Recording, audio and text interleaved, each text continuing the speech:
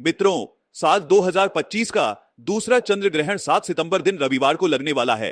यह चंद्र ग्रहण भारत में साफ साफ रूप से देखा जा सकेगा, लेकिन भारत में यह कितने बजे लगेगा और इसका सूतक का समय क्या होगा, साथ ही यह चंद्र ग्रहण कब समाप्त होगा, सारी जानकारी आज की इस वीडियो में मैं आप सभी को बताने वाला हूं। साथ ही आज के इस वीडियो में मैं आप सभी को बताऊंगा कि चंद्र ग्रहण के दौरान आपको क्या करना है और क्या नहीं करना है, और इसके साथ ही मैं आपको बताऊंगा कि चंद्र ग्रहण के समय गर्भवती महिलाओं को कौन कौन सी सावधानियां जरूर बरतनी है, क्योंकि इस दौरान नकारात्मक शक्तियां अपने पूर्ण प्रभाव पर होती हैं।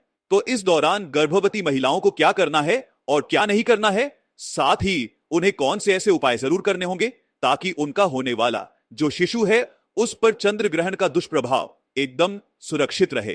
तो मित्रों, इस वीडियो के माध्यम से आप सभी लोगों को साल 2025 के दूसरे और महाचंद्र ग्रहण की संपूर्ण जानकारी मिलेगी।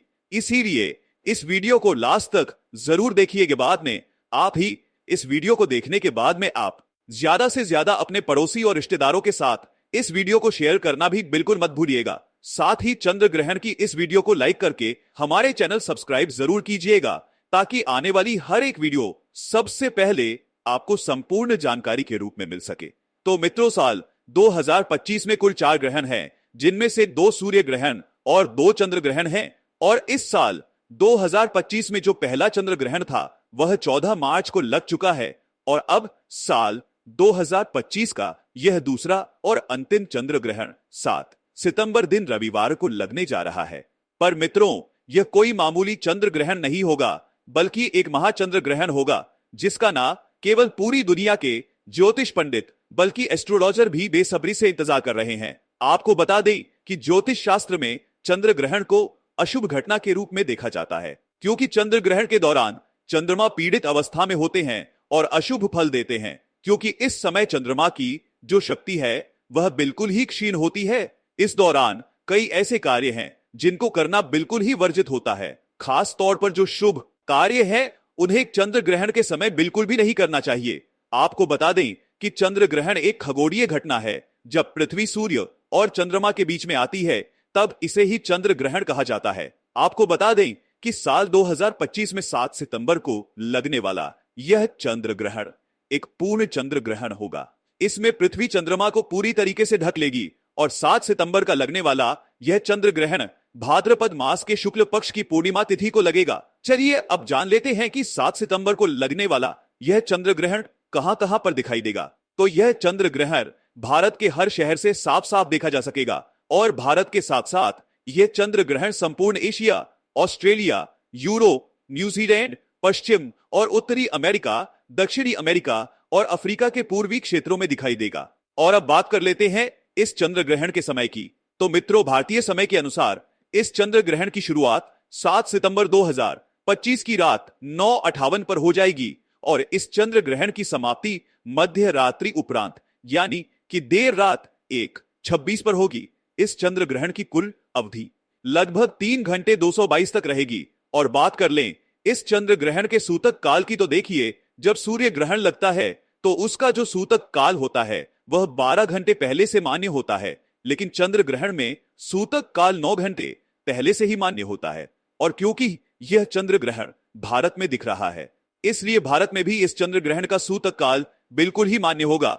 इस बात का आप थोड़ा सा ध्यान रखिएगा। बात कर लें सूतक काल के समय की, तो आपको बता दूं कि इस चंद्र ग्रहण का सूतक काल की शुरुआत 7 सितंबर 2025 की दोपहर 12:49 पर हो जाएगा, और सूतक काल की समाप्ति ग्रहण के साथ ही 7 सितंबर 2025 की मध्यरात्रि उपरांत यानी कि देर रात 1:26 पर होगी। इसलिए मित्रों, इस बात का खास रूप से ध्यान रखिएगा कि भारत में सूतक काल और ग्रहण के सारे नियम मान्य होंगे। भारत में रहने वाले लोगों को इस चंद्र ग्रहण के समय विशेष रूप से सावधानी बरतनी होगी। खासकर गर्भवती महिलाओं को इस समय विशेष सावधानी बरतने की आवश्यकता होती है, क्योंकि ग्रहण का सीधा प्रभाव गर्भ में पल रहे शिशु पर पड़ता है।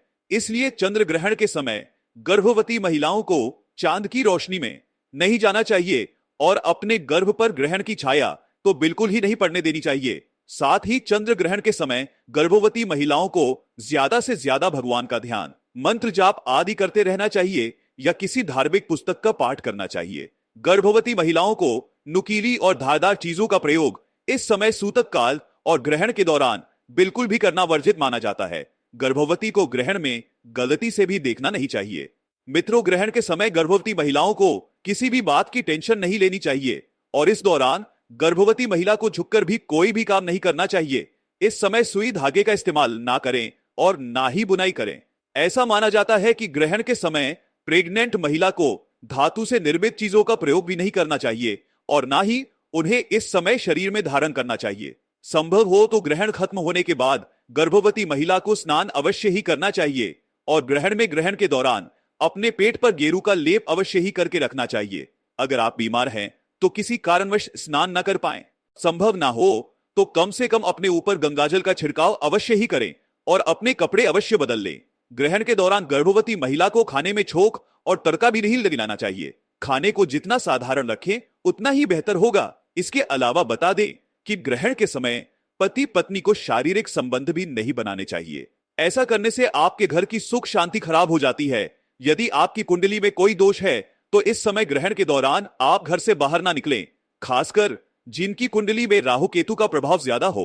आपको बता दें कि ग्रहण के दौरान तेल मालिश भी नहीं करनी चाहिए। ऐसा करने से त्वचा संबंधी रोगों का सामना करना पड़ता है। दोस्तों, ग्रहण के समय तुलसी के पत्तों का विशेष महत्व होता है। इस समय तुलसी के पत्तों को तोड़ना अशुभ माना जाता है। किसी भी चीज में खाने पीने की जो चीजें हैं उनमें तुलसी दल तोड़कर पहले से ही रख लें और फिर उन्हें जरूर ही डालें। इसके अलावा बता दें कि चंद्र ग्रहण के समय सभी लोगों को कुछ खास बातों का जरूर ध्यान रखना चाहिए, क्योंकि चंद्र ग्रहण का नकारात्मक प्रभाव सभी लोगों के जीवन में देखने को मिलता है।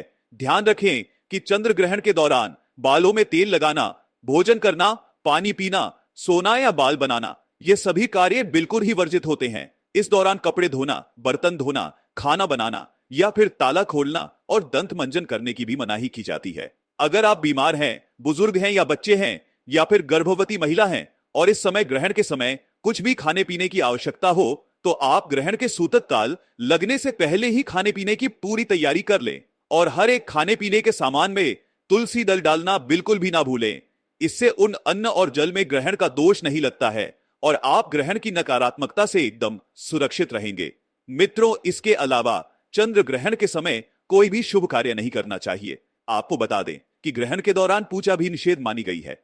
इस दौरान आरती पूजा पाठ करने की मनाही होती है।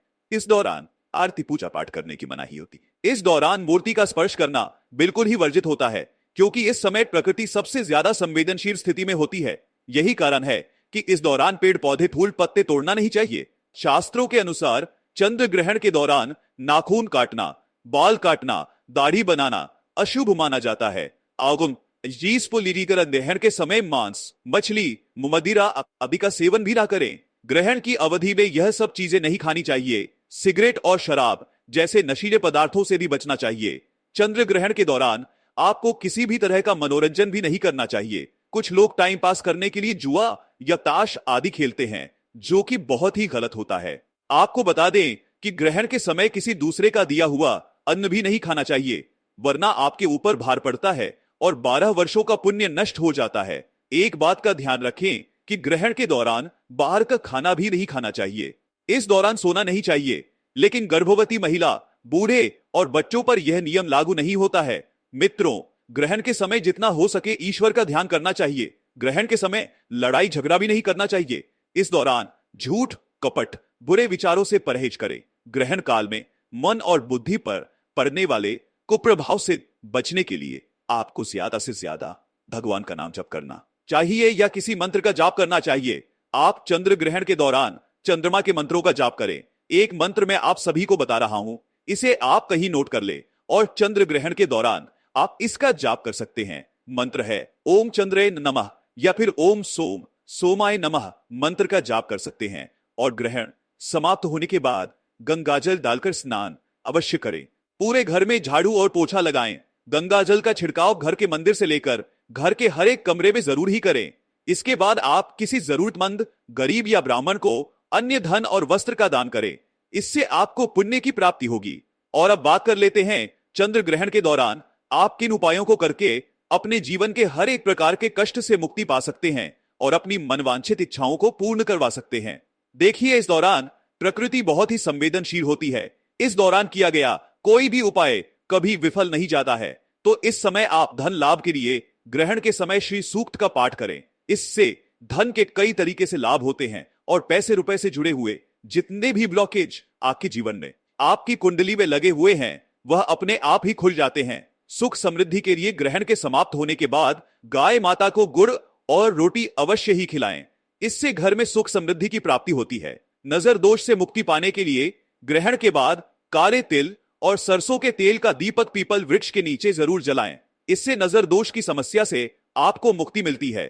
चंद्रमा के दोष, कुंडली में मांगलिक दोष हो या फिर चंद्र दोष हो तो इसके निवारण हेतु ग्रहण के समय चंद्र मंत्र का जाप करें और चांदी के बर्तन में दूध भरकर शिवलिंग पर अर्पित कीजिए। इससे चंद्र दोष बिल्कुल ही समाप्त हो जाएगा। स्वास्थ्य लाभ हेतु अगर घर परिवार में कोई बहुत ज्यादा बीमार रहता है तो ग्रहण समाप्त होने के बाद स्नान कर गंगा जल छिड़कें और भगवान विष्णु का ध्यान करें।